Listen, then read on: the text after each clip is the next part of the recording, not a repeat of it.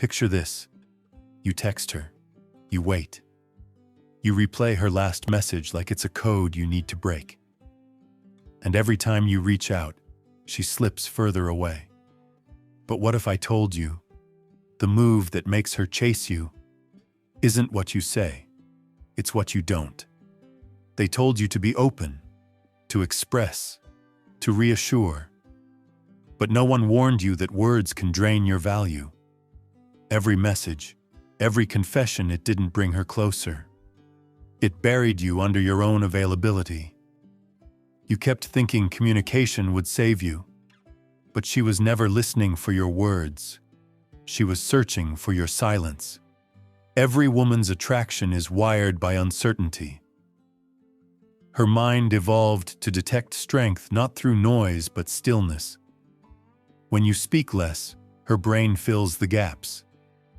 Dopamine rises in the chase for meaning. She starts imagining you. The primal equation never changed. Unpredictability equals power. Silence is not emptiness, it's psychological presence. When you stop explaining, her brain begins to loop.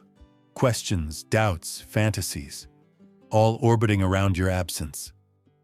That's dopamine at work. The same chemical that drives addiction now drives curiosity. You think you're forgotten, but she's thinking about you more than ever. Look around you. Every man who texts first loses interest first. Every man who explains himself gets explained away. You gave her attention before she earned it. You gave away mystery, and mystery is currency. When you overshare, you sell your value for free.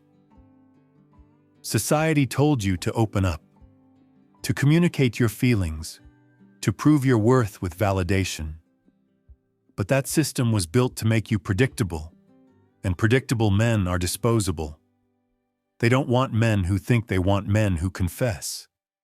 So you keep talking, explaining, and slowly, she stops hearing.